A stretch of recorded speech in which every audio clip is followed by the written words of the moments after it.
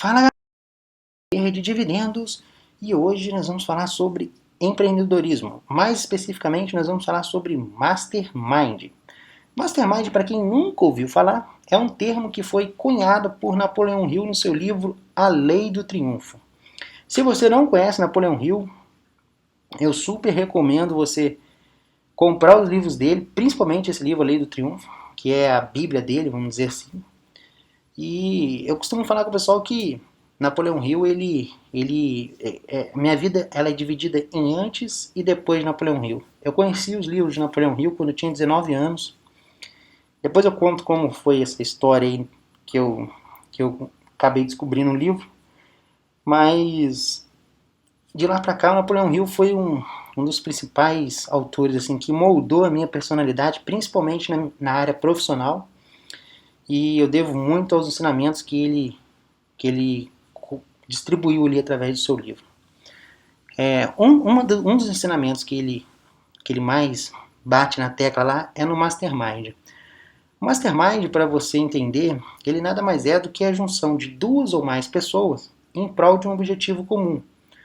Quando essas pessoas elas se unem de forma harmoniosa, ou seja, elas têm uma intenção de alcançar um determinado objetivo e elas querem crescer juntas, é aí que acontece o Mastermind. E de alguma forma ele dá algumas explicações técnicas ali no livro, né? Aí eu não vou dar spoiler aqui, vale a pena, como eu disse, vocês pegarem dele. Mas de certa forma essas pessoas quando elas se unem, elas são pessoas com características diferentes, né? Às vezes você se une com pessoas, você tem suas qualidades, seus defeitos, você se junta com pessoas que têm também as suas qualidades e os seus defeitos. Quando você junta isso tudo, é como se você tivesse, entre aspas, formando uma terceira pessoa, vamos dizer, que é a junção ali de todas aquelas qualidades e defeitos, e um vai suprindo o outro.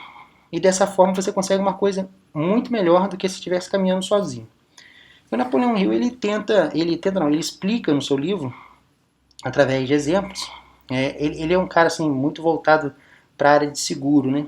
E para quem não sabe, seguro é uma das coisas assim, mais difíceis de se vender hoje em dia, né? Hoje em dia não, sempre foi difícil, né? Porque né, se você for olhar bem, seguro o cara não está comprando nada.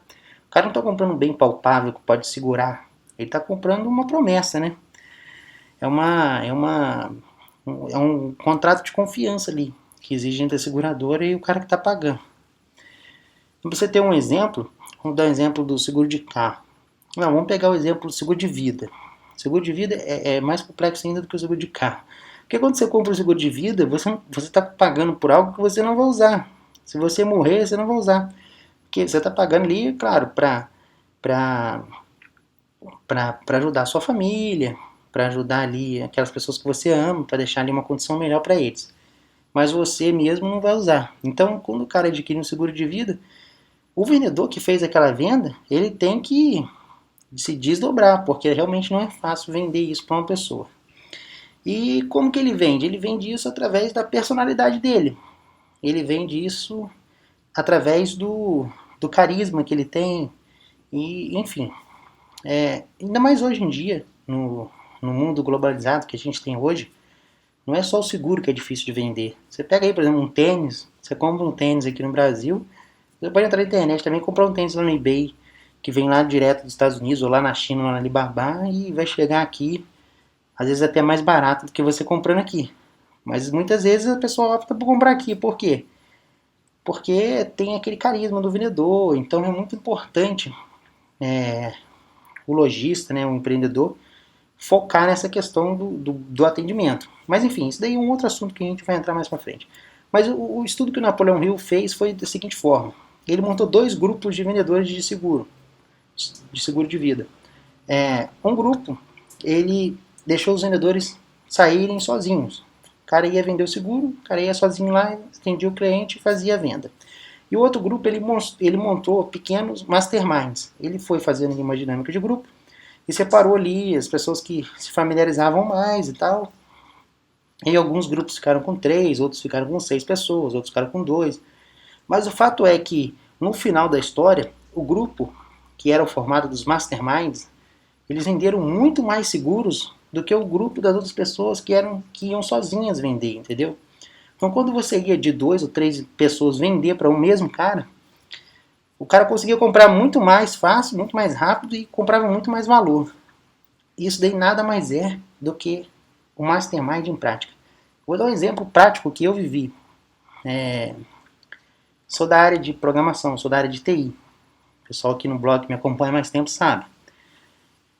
E na área de TI, talvez você pode achar um pouco estranho, mas que você não é da área, mas vou falar assim mesmo, porque algumas pessoas podem ser e vão entender muito bem o exemplo que eu vou dar. Mas na área de TI a gente tem aquelas pessoas que fazem os programas de computador, né? Desenvolvem os softwares. A gente tem um movimento que chama movimento ágil, que é um método de programar. Esse movimento, metodologia ágil, não é movimento, é metodologia. A metodologia ágil de programação, ela implanta uma série de mudanças ali na empresa. E uma delas é você usar 2 programadores para fazer o mesmo serviço. Eu lembro que antes de eu estar nessa empresa, antes de eu estar na minha empresa atual, eu tinha participação numa outra empresa. Na verdade, eu sempre tive nessa empresa. Minha empresa atual, eu sempre fui tocando ela, mas eu comprei participação numa outra empresa. E eu comecei ali pequenininho, fui comprando aos poucos. Depois que eu consegui uma certa voz dentro da empresa, eu cheguei para os outros sócios e falei: olha, eu queria implantar uma metodologia ágil aqui dentro da empresa, porque eu acho que vai trazer bons frutos para a gente. E quando eu falei para eles essa questão de colocar 2 programadores fazendo o serviço de um, eles pularam da cadeira. Falaram: maluco ver dividendos. Vai colocar 2 caras fazendo o serviço de um. A gente tem um monte de serviço para fazer, o negócio vai atrasar, não sei o que, vai dar problema. Peguei e falei com eles: olha, me dá um tempo que vocês vão ver que o negócio vai fluir muito mais rápido do que antes. E não deu outra. O fato é que, depois que a gente montou as equipes de desenvolvimento ágil, a gente conseguiu entregar o software muito mais rápido do que antes. Por quê? O cara que ia programando ali, e enquanto isso o outro que estava do lado ia revisando o código daquele lá que estava fazendo. E ele já corrigia ali os erros ali na própria hora mesmo. E um já ajudava o outro e tal. E eles conseguiram desenvolver num tempo muito mais rápido do que se cada um tivesse desenvolvendo sozinho. E além disso, além de eles desenvolverem mais rápido, eles desenvolviam com menos erros. Às vezes o cara programava sozinho, criava o programa sozinho, e às vezes depois tinha que fazer uma série de correções porque o cara foi passando desapercebido e não foi vendo um monte de erro.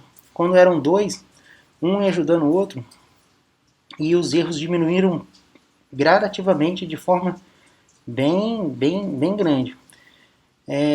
Isso gerou para a empresa uma produtividade muito grande e reduziu os custos, porque gastava-se menos tempo corrigindo bugs. Isso daí nada mais é do que também um exemplo de utilização do Mastermind na prática. E eu tenho muito contato com muitos lojistas e muitas pessoas que estão querendo empreender, né? E muitas das vezes eles chegam para mim e falam: qual o caminho das pedras e tal, aquelas coisas. Eu falo: olha, cara, eu gosto de sempre ter um sócio. Quase todas as empresas que eu sempre tive um sócio comigo. Mas isso aí, tem gente que vai chegar para você e falar: não arruma um sócio não, que o sócio é complicado. Sim, eu já tive problema com sócios também, com sociedades. Mas eu já tive sociedades muito boas também, com outras pessoas.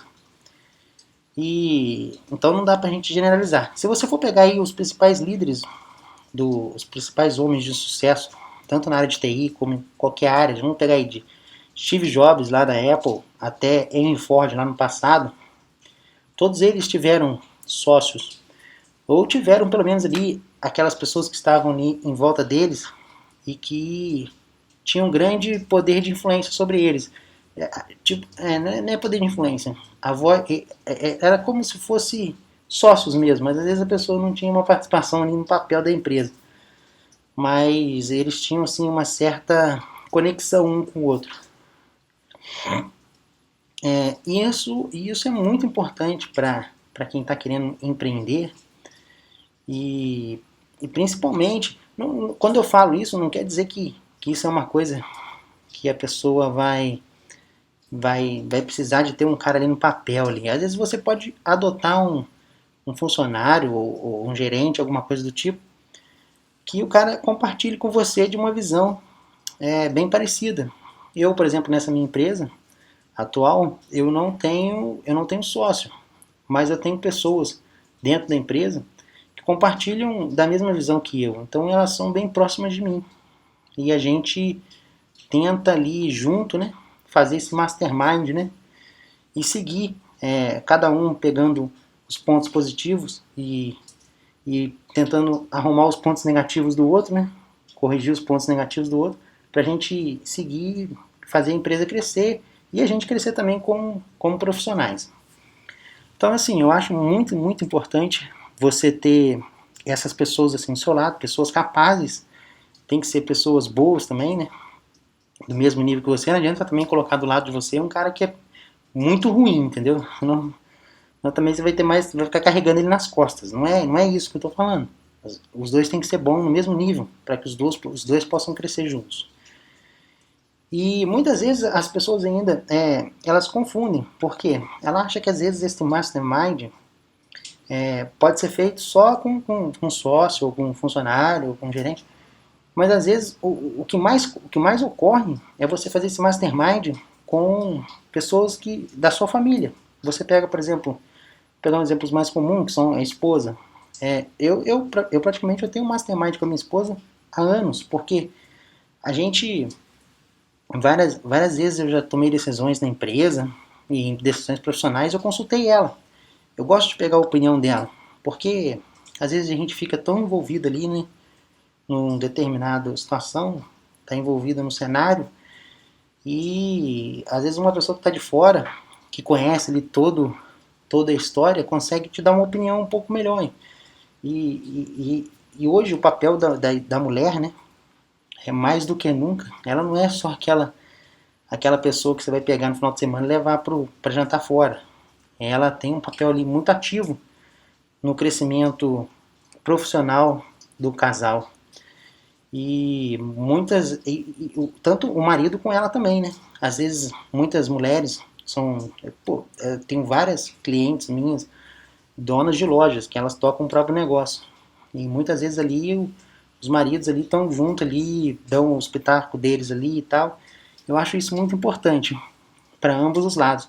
E eu falo assim, não é só questão de você que tem um próprio negócio depender de fazer um mastermind. Você às vezes pode ter um mastermind e não ser dono do seu próprio negócio. Você pode ser, por exemplo, sei lá, um professor, você pode ser um servidor público e você tem ali uma meta. Você tem um objetivo de crescer na vida, de sei lá, aumentar, ganhar uma promoção, ganhar um posto maior ali no seu serviço. E você às vezes, a sua esposa, ou o seu esposo no caso, ele tem que ser esse alicerce para você, para te ajudar nessa caminhada, para te dar apoio, para te dar dicas, para te falar, não vai para esse lado, tenta ir por esse lado aqui. E isso daí nada mais do que um mastermind. E o que mais ocorre hoje em dia é você fazer um mastermind com a sua esposa. Você fazer às vezes um mastermind com o seu irmão ali, que está sempre com você te ajudando. Então, assim, nem sempre o mastermind é entre patrão ou sócios, para vocês entenderem mais ou menos como funciona. Então é isso, pessoal. Eu queria deixar esse recado aí para vocês. O vídeo hoje foi um pouquinho diferente. A gente não falou de nenhuma empresa, de nenhum balanço hoje, mas foi mais ou menos para a gente poder expressar ainda um pouco aí desses... Apesar que tem a ver de certa forma, né? Que eu sempre falo ali no blog para a gente estar procurando aumentar nossos aportes e tal. Então, essa política aí da gente tentar se melhorar, né? Tentar pegar os nossos defeitos e corrigir, e tentar agregar pessoas boas ao nosso lado para fazermos crescer juntos, né? Então isso daí, de certa forma, acaba beneficiando os investimentos, no final das contas. Então, não foge muito do foco do nosso blog, mas foi uma coisinha um pouquinho diferente. Eu já fiz um vídeo assim antes, e espero que não seja o último, que a gente dê continuidade nessas ideias aí. Mas a gente vai falando um pouquinho aqui e um pouquinho lá. É isso aí, pessoal. Um abraço e até a próxima.